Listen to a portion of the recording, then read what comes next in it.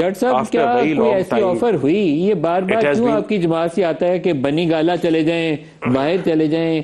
کوئی ایسی بات کی کسی نے، یا آپ لوگ توقع رکھ رہے ہیں کہ ایسی بات کی جائے گی؟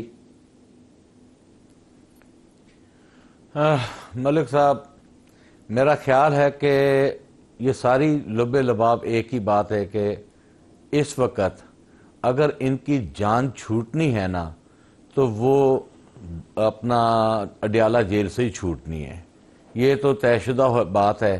اور یہ ان کی آفرز بیک ڈور پہ ان لوگوں نے کیا کیا میڈیا ٹی وی پہ آ کر یہ لوگ ایڈمٹ کر چکے ہیں سارا کچھ، کہ اب ہمیں پتہ ہے کہ عمران خان صاحب جو ہیں ان کو اگر ہم لے کر آ گئے تو یہ تو ہمارا ستیہ ناش کر دیں گے. اور یہ گھبرائے کس نے ہوئے ہیں، آفر کی عمران خان کو؟ آپ ہی بتا دیں. دانیال صاحب نے تو نہیں بتانا نا، آپ بتا دیں کون آفر لے کر آیا اور کیا آفر دی، مجھے آپ بتا دیں. جی دیکھیں، میں خود تو خان صاحب سے ملا نہیں ہوں، میرا بھی سورس ہمارے سینئر لیڈرشپ ہی ہے. اور میرا خیال ہے کہ اگر ہماری سینئر لیڈرشپ یہ اسٹیٹمنٹ دے رہی ہیں تو وہ بالکل ان کے پاس مستند ذرائع ہیں تو وہ دے رہی ہیں، ایسے نہیں دے رہی. اور ہم یہ پلس سمجھ رہے ہیں، ہم دیکھ رہے ہیں کہ حکومت جتنی گھبرائی ہوئی ہے وہ بیک ڈور چینل چاہتی ہے کہ خاموشی سے کھیل کر ہاتھ باندھ کر ہماری جان چھوڑیں.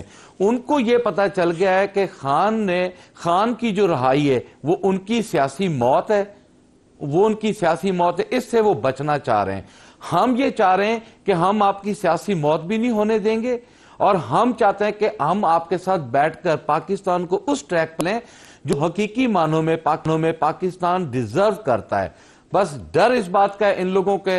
اور یہ میں آپ کو خان صاحب اپنا بتا دوں ملک صاحب، انشاءاللہ تعالی خان آ رہا ہے، اور جدن خان آیا لگ پتا جائے گا انشاءاللہ تعالی. ان کو یہ ہم بتا دیں، خان کا ایک پاؤں اڈیالہ سے باہر ہونا ہے، پوری پاکستان کی قوم نے جو ہے وہ کرنا ہے. اللہ پاک ان کے درجات بلند فرمائے.